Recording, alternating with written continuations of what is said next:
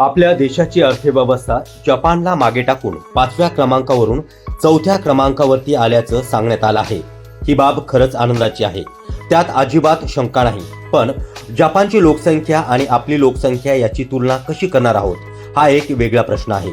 आपल्या देशातील कर्ज मोठ्या प्रमाणात वाढलेलं आहे, त्याचवेळी देशांतर्गत जी राज्य आहेत त्यांच्यावरती कर्ज देखील मोठ्या प्रमाणात वाढलेलं दिसतं।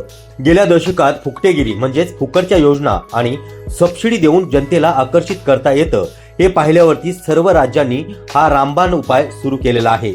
महाराष्ट्र सारख्या प्रगत राज्याचं उत्पन्न 5.63 लाख कोटी आहे, त्यातून 11.5% सबसिडी आणि मोफत बियांवरती खर्च होतो। सरकारी कर्मचाऱ्यांचे वेतन आणि पेन्शन यासोबतच व्याज यावरती 55% पेक्षा जास्त खर्च होतो। त्यानंतर मुद्दलीचे हप्ते चुकवण्यासाठी 10%च्या वर खर्च होतो। मग आता उरली 31% राशी, यामध्ये विकासासाठी अत्यंत छोट्या प्रमाणात राशी मिळते आणि त्यामुळेच की काय महाराष्ट्राने 900 पेक्षा जास्त परियोजनांची मंजुरी रद्द केली आहे। अशा परिस्थितीत महाराष्ट्र सारख्या राज्याची तुलना करता मध्य प्रदेश, राजस्थान, बिहार, गुजरात, छत्तीसगड, हरियाणा, झारखंड आणि पंजाब यांची परिस्थिती अतिशय घनगंभीर आहे। या कर्जापोटी अनेक राज्य उणे वर्गावारीत गेले आहेत, त्याची ही आकडेवारी पहा।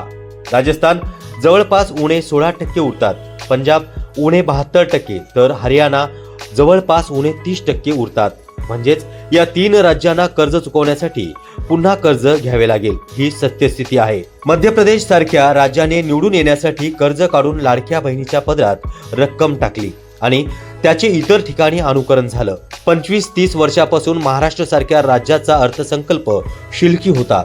सध्याच्या घडीला देशातील सर्वच राज्यावरती मोठ्या प्रमाणावरती कर्ज आहे। कोणतेही सरकार फुकटेगिरीच्या योजना, मग ते कोणीही असो, अशी कुठलीच योजना अजिबात बंद करायला धावत नाही।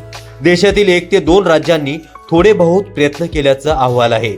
राजस्थान, पंजाब, हरियाणा या राज्यांच्या तुलनेत आज महाराष्ट्र जरासा बराच दिसत आहे, परंतु सरकारची उदारता अशीच ओथंबून आणि ओसंडून वाहत राहिली तर भविष्य काळात आपली ही अवस्था पंजाब आणि हरियाणा सारखी होऊ शकते। वर उल्लेख केलेल्या तिन्ही राज्यांचा जीडीपी पेक्षा त्याच्यावरील कर्जाचं प्रमाण 1/3 पेक्षाही जास्त आहे। अर्थव्यवस्थेतील 4थ्या क्रमांकाची गोष्ट करताना या गोष्टीही लक्षात ठेवल्या पाहिजेत। तरीही गंमत अशी आहे की याबाबत कोणालाही काळजी वाटत नाही। धडाधड कर्ज घेणं, फुकटेगिरीच्या योजना राबवणं आणि सत्ता मिळवणं हा आता राजधर्म झालेला दिसतो। हे आकडे जेव्हा आम्ही मिळवले तेव्हा आमचे डोळे पांढरे झाले। पहिले कर्ज फेडण्यासाठी दुसरे कर्ज घेऊन चंद्रपूर जिल्ह्यातील एका शेतकऱ्याला आपली किडनी विकावी लागली। त्याचप्रमाणे आपल्या देशातील राज्यांचा किडनीचा शोध लावल्यास हे कर्ज अनेक राज्यांना किडनी शून्य करू शकते की नाही हे ठरवावं लागेल। आपल्या पुढच्या सरकारचं भविष्य अंधारमय वाटते, म्हणून आमचा आजचा प्रपंच आहे। वरिष्ठ पातळीवरूनच या कर्ज व्यवहाराची भयानकता गंभीरपणे विचारात घेऊन पावले उचलणं गरजेचं ठरणार आहे आणि ती हिंमत होईल का हे पाहणं गरजेचं आहे।